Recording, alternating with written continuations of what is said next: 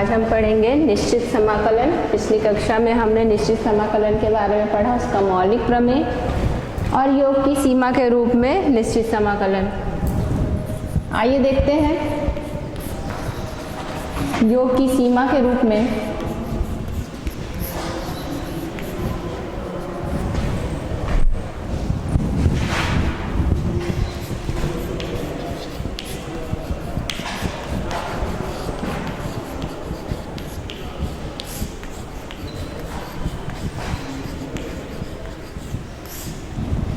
योग की सीमा के रूप में किस प्रकार हम निश्चित समाकलन ज्ञात करते हैं। एक प्रश्न हमने पिछली कक्षा में किया था, इंटीग्रेशन x+1 का dx a और b के बीच में निश्चित समाकलन का मान हमने ज्ञात किया था। आइए दूसरा प्रश्न करते हैं, जहां हमें समाकलन ज्ञात करना है फलन x² का, समाकलन x² का dx a और b के बीच में। योग की सीमा के रूप में जब हम किसी फलन का समाकलन ज्ञात करते हैं तो यह समाकलन एक लिमिट के बराबर होता है, limit s tends to 0 h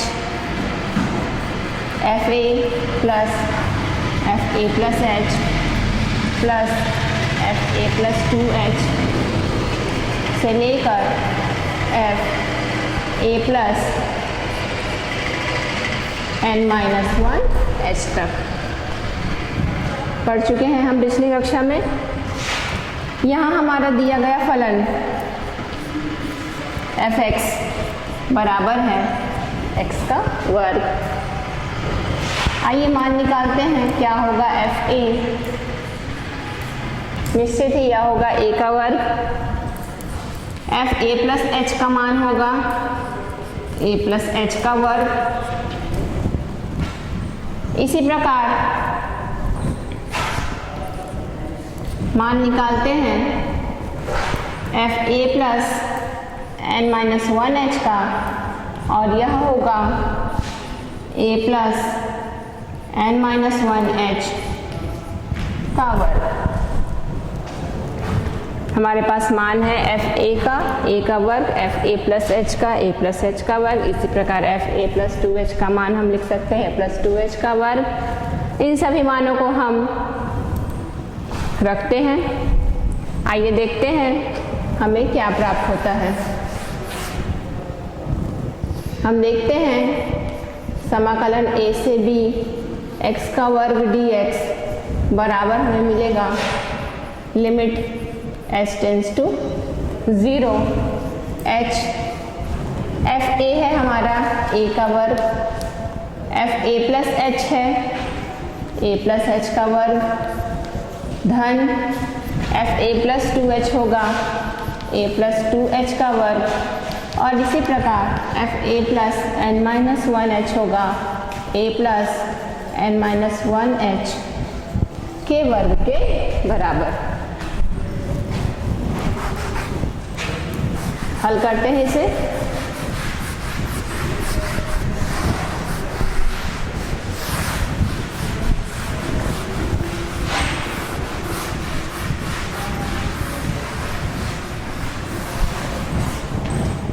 इस लिमिट को हल करते हैं, limit h tends to 0 h a का वर्ग, a प्लस h का वर्ग a प्लस b के वर्ग सूत्र से इसको हम हल करते हैं कोष्टक को। ये होगा a का वर्ग धन 2ah धन h का वर्ग। इसी प्रकार हल करते हैं a प्लस 2h के वर्ग को। a प्लस 2h का वर्ग होगा a का वर्ग धन 2a 2h और धन 2h का वर्ग। ठीक, इसी प्रकार आगे हम पदों को हल करते हैं और हम देखते हैं इसका nवां पद हमें मिलता है a का वर्ग धन 2a n-1h धन n-1 h पूरे का वर्ग।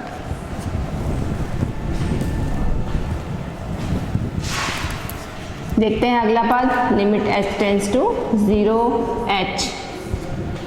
a का वर्ग पहला पद, दूसरे पद में भी a का वर्ग है, तीसरे पद में भी a का वर्ग है और nवें पद में भी a का वर्ग है। इन सभी a के वर्गों को जोड़ते हैं तो हमें n बार a का वर्ग प्राप्त होता है। आइए दूसरा पद देखते हैं जो है 2ah, 2a 2h, 2a n-1h। इन सभी पदों को आपस में जोड़ते हैं तो हमें मिलता है 2ah। यदि हम उभयनिष्ठ निकाल लें तो ये मिलता है 1 धन 2 धन 3 से लेकर n-1।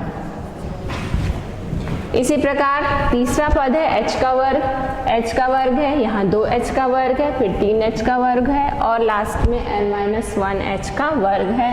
इन सभी में से h के वर्ग को उभयनिष्ठ निकाल लें तो हमें मिलता है 1 का वर्ग धन 2 का वर्ग धन 3 का वर्ग से लेकर n-1 के वर्ग तक मान। आगे हल करते हैं।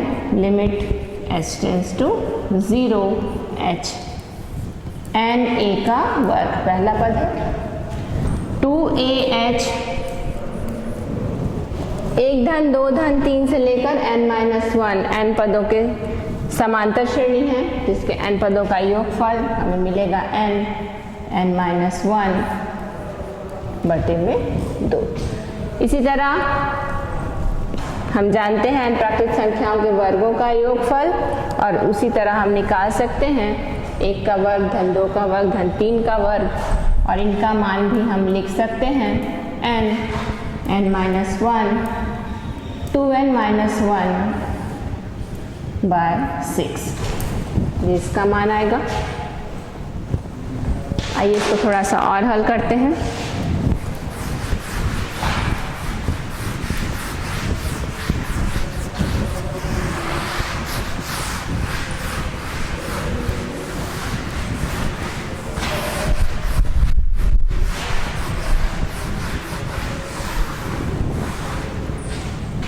हम देखते हैं limit h tends to 0 h, n a का वर्ग। ये जो बाहर h है इसको अब हम अंदर गुणा कर देते हैं प्रत्येक पद में। आइए देखते हैं हमें क्या प्राप्त होता है। हम देखते हैं पहला पद हमें nh a का वर्ग मिलता है, दूसरे पद में भी nh है, इस h को अंदर गुणा कर दीजिए तो हमें दूसरा पद 2a, n और h को एक साथ लिखते हैं। इसी तरह इस h को अंदर गुणा कर देते हैं तो nh माइनस h हमें प्राप्त होता है बटे जो 2 है यह 2 और ये 2 कट जाएगा। इसी प्रकार h को अंदर ले जाते हैं तो यहाँ पर h का वर्ग है जिससे एक h को हम n के साथ गुणा करके लिख देते हैं तो हमें nh प्राप्त होगा। एक h को अंदर ले जाते हैं तो nh माइनस h मिलता है। साथ ही ये जो बाहर h है इसका भी अंदर गुणा कर देते हैं तो 2nh माइनस h बटे में है 6 हम लिख सकते हैं। जब भी हम योग की सीमा के रूप में निश्चित समाकलन ज्ञात करते हैं हम जानते हैं nh का मान b माइनस a के बराबर होता है। आइए मान रखते हैं nh का b माइनस a। हम देखते हैं limit h tends to 0 h, nh का मान रख देते हैं b माइनस a, nh की जगह पर रख देते हैं b माइनस a, a का वर्ग धन फिर nh का मान रखते हैं b माइनस a। इसी प्रकार nh का मान रखते हैं b माइनस a तो माइनस में है h धन nh का मान रख देते हैं b माइनस a, फिर nh का मान रखते हैं b minus a minus h, फिर nh का मान रखते हैं 2 के साथ b minus a minus h बटे में है यहाँ 6। अब हम लिमिट ले लेते हैं क्योंकि बहुत सारे h हट चुके हैं और अब हम लिमिट लेंगे। देखते हैं क्या प्राप्त होता है लिमिट लेने पर। लिमिट लेने पर का अर्थ है h का मान शून्य रखने पर। जैसे ही हम h को शून्य करते हैं हमें प्राप्त होता है b माइनस a का वर्ग पहला पद h नहीं है। दूसरे पद में h को शून्य करते हैं तो हमें दूसरा पद मिलता है b माइनस a।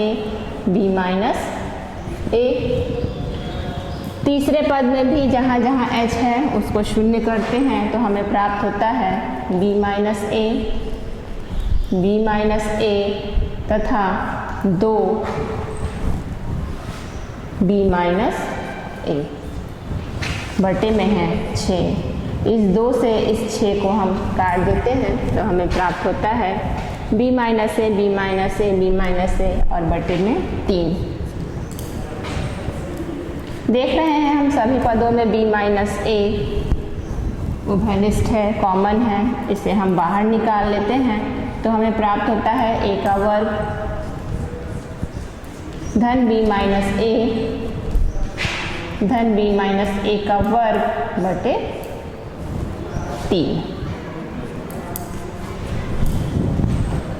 इस 3 को लघुत्तम ले लेते हैं।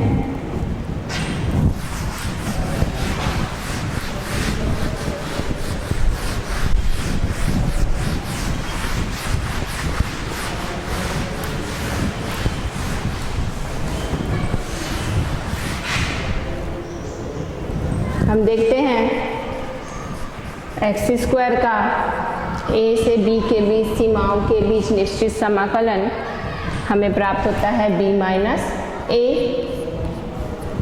लघुत्तम जैसे ही हम 3 लेते हैं यह हो जाएगा 3a का वर्ग धन 3, यहाँ पर a भी है, a b माइनस a धन b माइनस a का वर्ग। इस 3 को भी हम बाहर निकाल सकते हैं और लिख सकते हैं b माइनस a बटे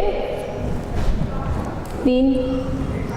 कोष्टक के अंदर हम देखते हैं 3a का वर्ग। इस 3a का गुणा b से करें तो 3ab धन और ऋण ऋण हो जाएगा। 3a का गुणा a के वर्ग से करते हैं तो 3 वर्ग प्राप्त होता है धन b माइनस a के वर्ग को भी ओपन करते हैं तो यह हमें b का वर्ग ऋण 2ab धन a का वर्ग प्राप्त होता है। b माइनस a बटे 3 हल करते हैं इन पदों को तो हम देखते हैं 3a का वर्ग धन में भी है और ऋण में भी है, यह कट जाएगा। साथ ही हमें मिलता है b का वर्ग 3ab में से 2ab घट गया तो 1ab धन a का वर्ग।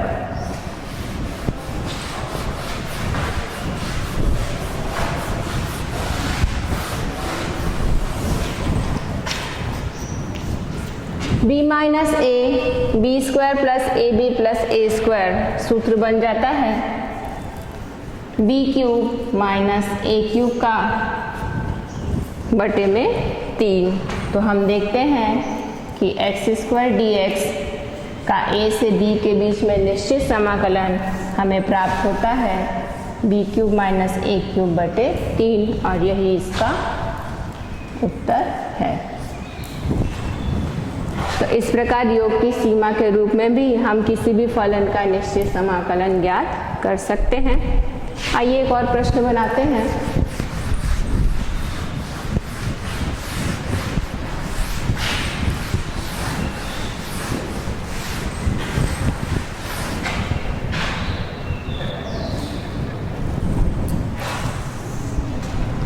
देखते हैं हमारा तीसरा प्रश्न जो कि है फलन ex का निश्चित समाकलन सीमाओं ऋण 1 से धन 1 के बीच। योग की सीमा के रूप में जब हम इसका निश्चित समाकलन ज्ञात करते हैं तो यह बराबर होगा एक limit h tends to 0 h f a plus F A plus H plus F A plus 2h से लेकर एफ ए प्लस एन माइनस 1 एच के। जानते हैं हम इस सूत्र को, जहाँ एन एच बराबर होता है बी माइनस ए।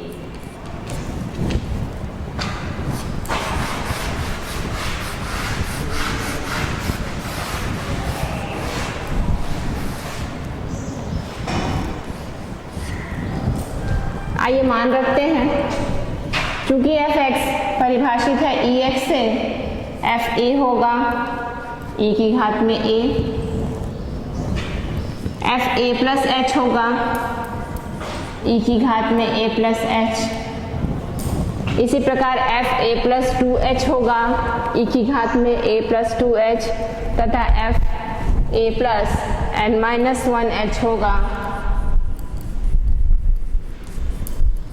ई की घात में a plus N minus 1 h. इन सभी मानों को रखते हैं, हम देखते हैं limit h tends to 0 h, f a का मान रखते हैं e की घात में a, इसी प्रकार एफ ए प्लस एच है e की घात में a plus H, F A plus 2 H होगा e की घात में a प्लस 2 एच, तथा F A plus N minus 1 H होगा e की घात में a plus N minus 1 H. हम देखते हैं यह एक गुणोत्तर श्रेणी प्राप्त होती है हमें, जिसका प्रथम पद e की घात में a है तथा प्रत्येक पद में e की घात h का गुणा होते जा रहा है। तो हम गुणोत्तर श्रेणी के n पदों के योगफल का सूत्र यहाँ पर लगा देते हैं, जो कि होता है Sn बराबर a Rn माइनस 1 बटे R माइनस 1, जहाँ R 1 से बड़ा है। इस गुणोत्तर श्रेणी में हम देखते हैं श्रेणी का प्रथम पद a है e की घात में a, तथा r का मान है e की घात में h, जो कि 1 से बड़ा है। इस सूत्र का इस्तेमाल करते हैं तो हम लिख सकते हैं इस गुणोत्तर श्रेणी के n पदों का योगफल होगा e की घात में a, e की घात में n, e की घात में h की घात में n, जो कि बन जाएगा e की घात में n h माइनस 1 बटे e की घात में h माइनस 1। हल करते हैं इसे थोड़ा और।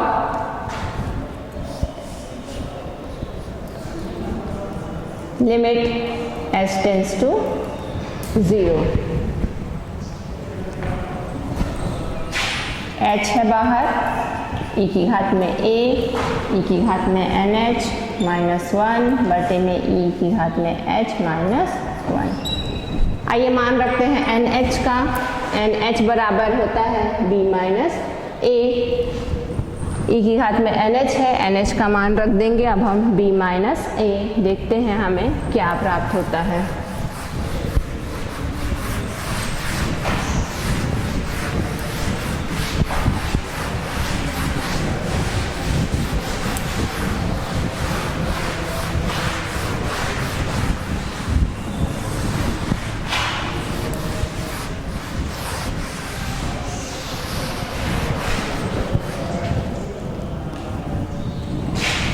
लिमिट h की है 0, h e की घात में है a, कोष्टक में e की घात में जो nh है, nh का मान हमको रखना है b माइनस a माइनस 1 बटे में है e की घात में h माइनस 1। अब इस प्रश्न में a और b का मान हमारे पास है, a की जगह पर है -1 और b की जगह पर है +1। तो NH का मान जो कि हमने लिखा है b माइनस a, इसे हम ज्ञात कर सकते हैं। b का मान है 1 और a का मान है -1, मान रखते हैं तो यह मान हमें मिल जाता है 2।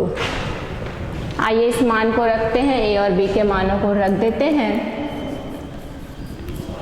हमें प्राप्त होगा limit h tends to 0 h e की घात में a, जहाँ a का मान है ऋण 1।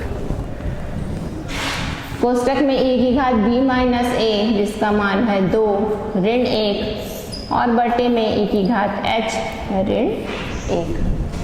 इस लिमिट को हल करते हैं।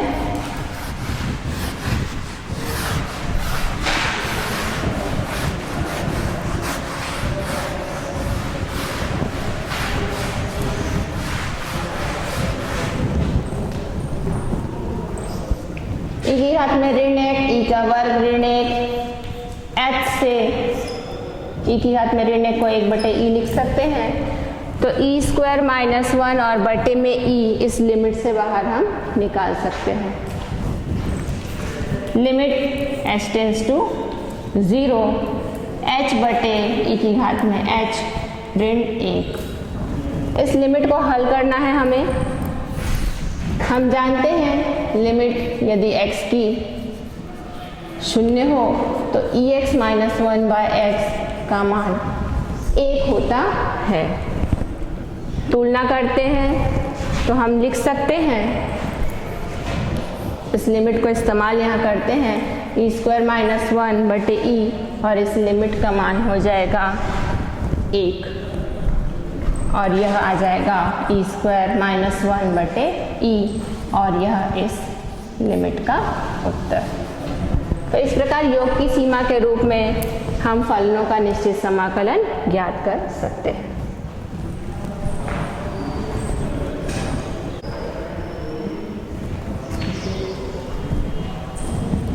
तो ये था योग की सीमा के रूप में निश्चित समाकलन। अब हम देखते हैं निश्चित समाकलन का मौलिक प्रमेय।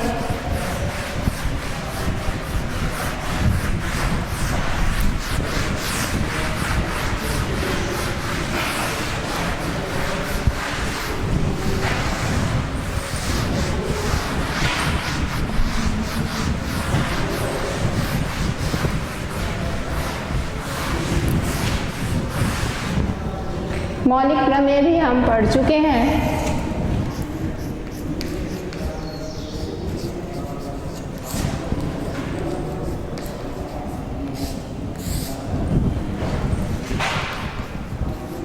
यदि f(x)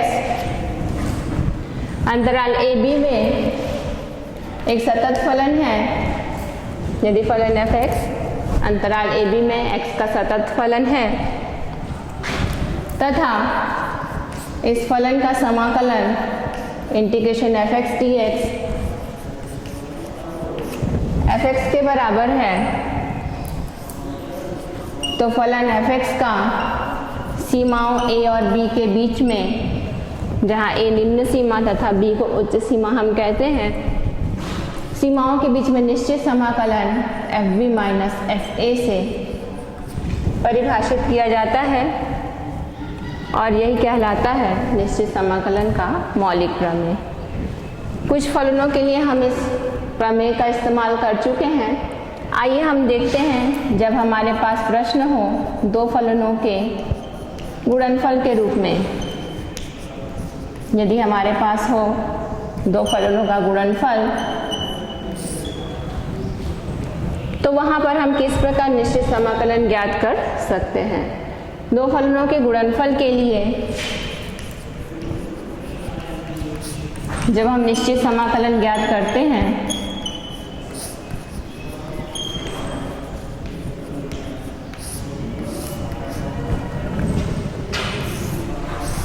तो यहाँ हम उसी प्रकार ज्ञात करते हैं जिस प्रकार हम अनिश्चित समाकलन ज्ञात करते हैं, जहाँ हम खंडशः समाकलन करते हैं।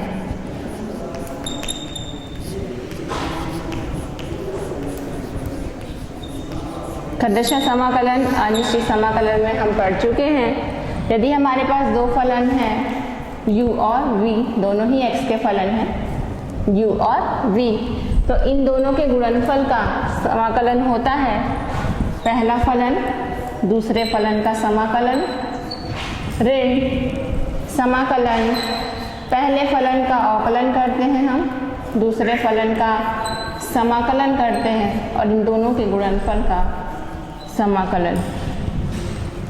यह सूत्र है खंडशः समाकलन का, जो कि दो फलनों के गुणनफल के लिए प्रयोग किया जाता है। अनिश्चित समाकलन में भी यही सूत्र है। निश्चित समाकलन में भी आपको इसी विधि से पहले समाकलन ज्ञात कर लेना है और बाद में उनकी सीमाओं को मौलिक प्रमेय से हल कर लेना है। आइए देखते हैं प्रश्न। देखते हैं सबसे पहला प्रश्न जो है x sin x dx, जिसकी लिमिट है 0 से पाई।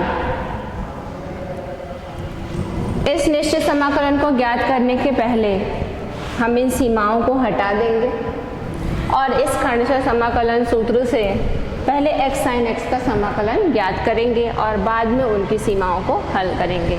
आइए बनाते हैं इस प्रश्न को।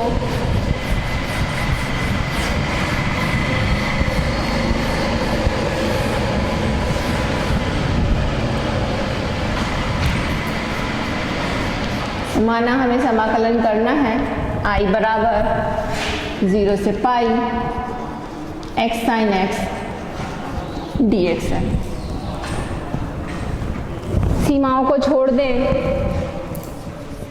तो हमें समाकलन पहले करना है x sin x dx का, जिससे हम खंडशः समाकलन सूत्र से करेंगे u और v के गुणनफल सूत्र से।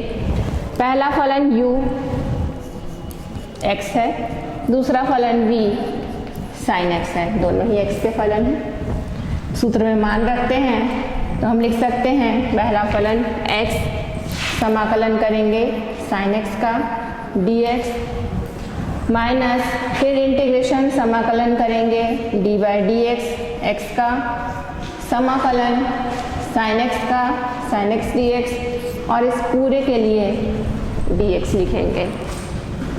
तो खंडशः सूत्र से हम पहले समाकलन को ज्ञात कर लेंगे और फिर उसकी सीमाओं को हल करेंगे।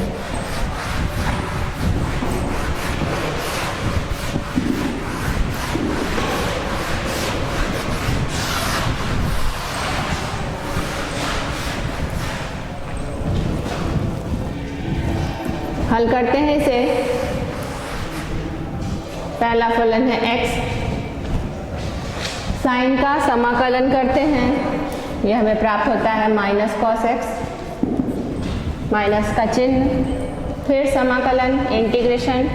हम जानते हैं x का अवकलन करेंगे d बाई डी एक्स, यह आ जाएगा 1। साइन का समाकलन करेंगे, यह हमें मिलेगा माइनस कॉस एक्स और इस पूरे के लिए dx। हल करते हैं, लिख सकते हैं minus x cos x, minus और माइनस हो जाएगा प्लस, इंटीग्रेशन करना है हमें कॉस एक्स का, cos x d x, minus x cos x और कॉस का समाकलन होता है साइन, यह आ जाएगा साइन एक्स। तो हमने समाकलन ज्ञात कर लिया एक्स साइन एक्स का, x sine x d x बराबर होता है minus x cos x plus sine x. अब आइए इसकी सीमाओं के बीच में 0 से पाई के बीच में इस समाकलन का मान ज्ञात करते हैं। तो हम देखते हैं कि 0 से pi x sine x d x बराबर होगा minus x cos x plus sine x का मान 0 से पाई के बीच में, और इसका हल होता है F B minus F A, अर्थात इस उत्तर में पहले हम उच्च सीमा रखेंगे, जहाँ जहाँ x है वहाँ हम पाई रखेंगे और उसमें से जहाँ जहाँ x है वहाँ 0 रखकर घटा देंगे। आइए देखते हैं इसका हल। माइनस x की जगह पर रखेंगे हम पाई, कॉस पाई धन sine pi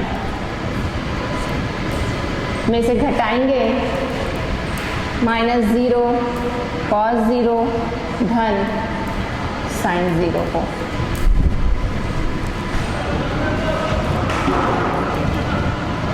minus pi cos का पाई या 180 अंश पे मान होता है ऋण 1, साइन का पाई पर मान होता है 0।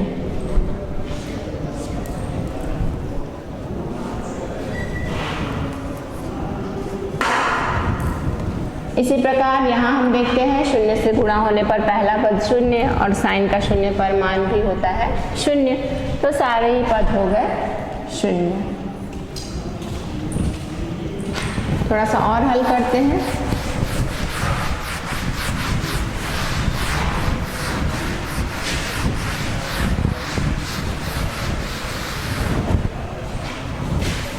तो हम देखते हैं कि समाकलन x sin x dx का 0 से पाई के बीच में हमें प्राप्त होता है, ऋण और ऋण हो जाएगा धन पाई, ये भी 0 है और ये भी 0 है।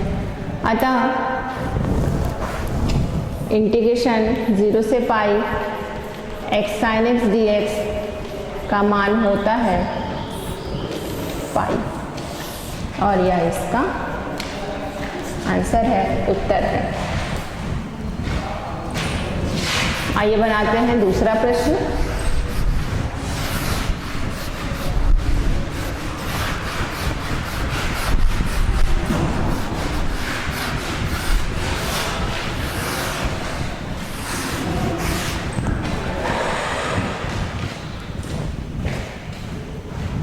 देखते हैं दूसरा प्रश्न कि समाकलन करना है आपको x log x का, जिसकी सीमाएं हैं 1 से 2। देखते हैं इसका निश्चित समाकलन किस प्रकार हम ज्ञात करेंगे। फिर हमारे पास दो फलनों का गुणनफल है और यहाँ पर हमें इस्तेमाल करना चाहिए खंडशः समाकलन। हम जानते हैं इंटीग्रेशन uv dx बराबर होता है u integration v dx minus integration dy dx u integration v dx और पूरे का dx। इस सूत्र का इस्तेमाल करते हैं x log x के लिए। यहाँ हम पहला फलन लेंगे log x को तथा दूसरा फलन लेंगे x को। जब भी log x आए किसी फलन के साथ गुणा में, उसे हमेशा पहला फलन लेना चाहिए। तो log x और x दो फलन हैं और इनका हम विस्तार लिखते हैं uv का इस्तेमाल करके, और पहले हम इसकी सीमाओं को छोड़कर बनाते हैं। तो हमने माना कि हमारा इंटीग्रल है 1 से 2 x log x dx। पहले हम मान निकाल लेते हैं x log x का dx का, सीमाओं को छोड़ देते हैं 1 और 2 को। पहले हम x log x का विस्तार लिखते हैं uv सूत्र से। पहला फलन हमेशा हमको मानना चाहिए log को और दूसरा फलन मानना चाहिए हमें x को। सूत्र में मान रखते हैं तो हम देखते हैं कि पहला फलन है हमारा log x। समाकलन करेंगे x का dx minus integration d by dx होगा log x का, इंटीग्रेशन होगा x का और फिर पूरे के साथ dx। सूत्र में मान रखा हमने। हल करते हैं इसे, देखते हैं हमें क्या प्राप्त होता है। log x का समाकलन हमें मिलेगा x स्क्वायर बाय 2 x का वर्ग बटे 2। ऋण समाकलन का चिन्ह, log x का डिफरेंशिएशन log x का अवकलन करते हैं, हमें प्राप्त होता है 1 बटे x। समाकलन करेंगे x का वर्ग बटे 2 dx। हल करते हैं इसे थोड़ा और। x स्क्वायर log x बटे में है 2, यहाँ पर एक x कट जाएगा तो हमें 1 बटे 2 बाहर भी निकाल सकते हैं। समाकलन करना है x का dx।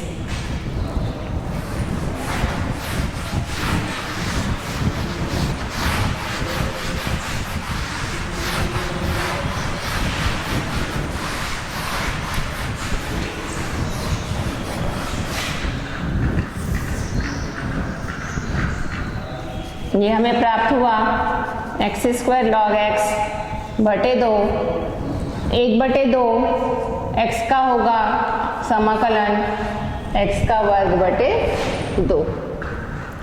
ये हमने समाकलन ज्ञात कर लिया x log x का। अब आइए इस अनिश्चित समाकलन को निश्चित समाकलन x log x dx का मान 1 से 2 के बीच में ज्ञात करते हैं। तो हम देखते हैं समाकलन x log x का 1 से 2 सीमाओं के बीच होगा x का वर्ग log x बटे 2 ऋण x का वर्ग बटे 4 में हम सीमाओं को रख देंगे 1 से 2। इसका हल होगा पहले उच्च सीमा का मान और फिर ऋण करके निम्न सीमा का मान। उच्च सीमा का मान रखते हैं, x का मान 2 रखने पर हमें यह मिलता है 2 का वर्ग log 2 बटे 2 ऋण 2 का वर्ग बटे 4। यह हमने उच्च सीमा का मान रख दिया। ऋण का चिन्ह x की जगह पर निम्न सीमा 1 रखते हैं तो यह हमें मिल जाएगा 1 का वर्ग बटे 2 log 1 ऋण 1 का वर्ग बटे 4। हल करते हैं थोड़ा। 2 का वर्ग है 2 है 1 2 कट जाएगा और हमें यहाँ पर मिलेगा 2 log 2। 2 का वर्ग 4 4 और 4 कट जाएगा, हमें मिलेगा यह ऋण 1। ऋण का चिन्ह log 1 का मान 0, पहला पद हो गया 0, ऋण में मिला हमें 1 बटे 4। 2 log 2 ऋण 1 ऋण और ऋण हो जाएगा धन 1 बटे 4 जो कि हमें प्राप्त होगा 2 log 2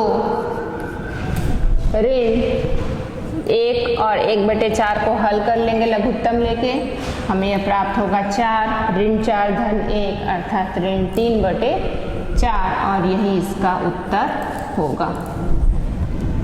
तो इस प्रकार मौलिक प्रमेय का इस्तेमाल करके हम दो फलनों के गुणनफल का भी निश्चित समाकलन ज्ञात कर सकते हैं। आइए एक प्रश्न और बनाते हैं।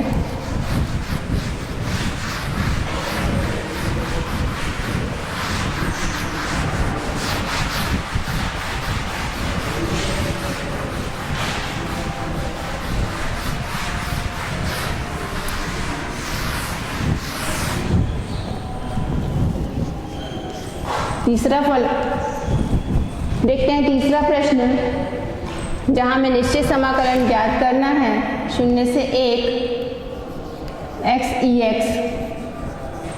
dx का। सीमाओं को छोड़ दें तो हम पहले समाकलन कर लेते हैं x dx का, जो कि u v सूत्र से हम विस्तार करेंगे। तो पहला फलन हम लेंगे x को तो समाकलन करेंगे दूसरे फलन का ex dx का, ऋण समाकलन का चिन्ह dy dx करेंगे x का, समाकलन करेंगे ex का और पूरे के लिए लिखेंगे dx। हल करते हैं इसे। ex का समाकलन ex ही होता है, आ जाएगा ex। समाकलन का चिन्ह x का अवकलन हो गया 1, ex का समाकलन हो गया ex और dx। ex और 1 का गुणा हो गया ex और ex का समाकलन हमें प्राप्त हो गया ex को यदि हम उभयनिष्ठ निकाल लें तो x माइनस 1, या हमें समाकलन मिल जाता है x dx का।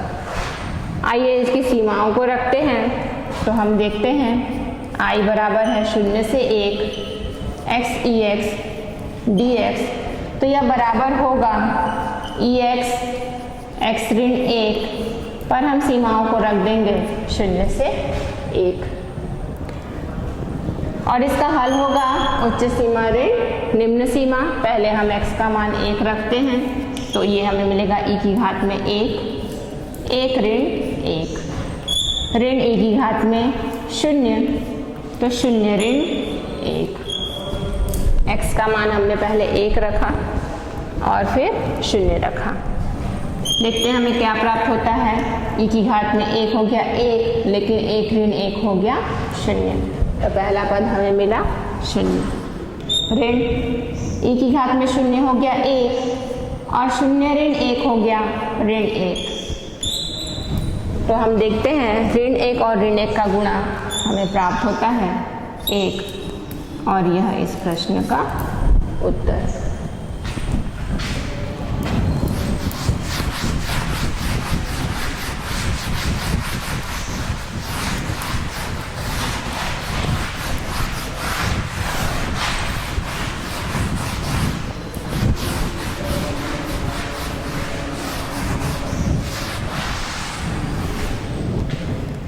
आइए एक और प्रश्न करते हैं जो इन सबसे थोड़ा सा अलग है। आंशिक भिन्न का प्रश्न है। हमें इंटीग्रेशन करना है, समाकलन करना है 1 से 2 सीमा के बीच में dx बटे x प्लस 1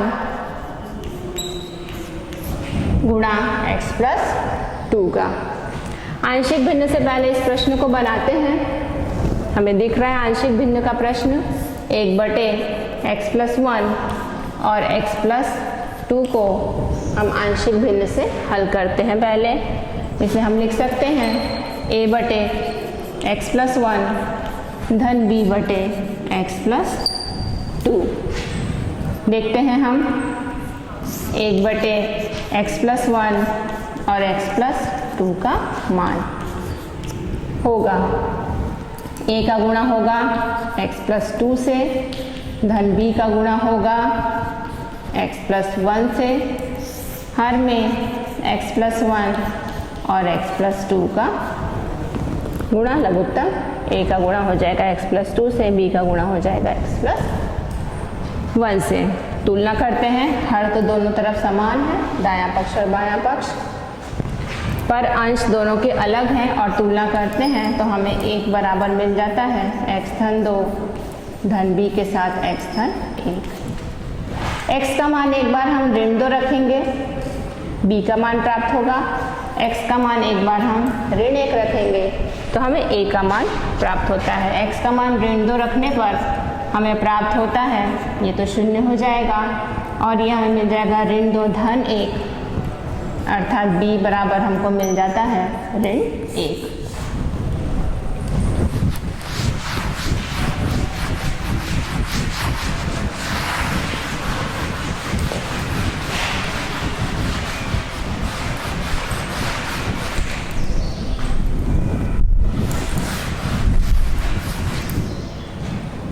इसी प्रकार जैसे ही हम x का मान ऋण 1 रखते हैं हमें मिल जाता है 1 बराबर, ऋण 1 रखने से b 0 हो जाएगा और ये हमें मिलेगा a ऋण 1 धन 2,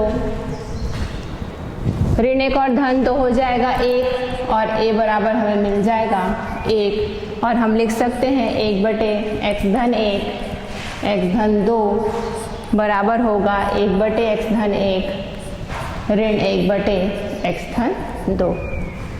मान रखते हैं, लिख सकते हैं हम i को 1 से 2 के बीच में 1 बटे x धन 1 ऋण 1 बटे x धन 2 और फिर इसका dx। समाकलन करते हैं, बाद में सीमाएं रखेंगे। समाकलन करते हैं तो यह हमें मिल जाएगा log x प्लस 1 ऋण log x प्लस 2 और इसकी सीमाएं हैं 1 से 2। इसे हम लिख भी सकते हैं log x प्लस 1 बटे x प्लस 2 भी लिख सकते हैं, log m minus log n से, log m बटे n। सीमाएं हैं इसकी 1 से 2।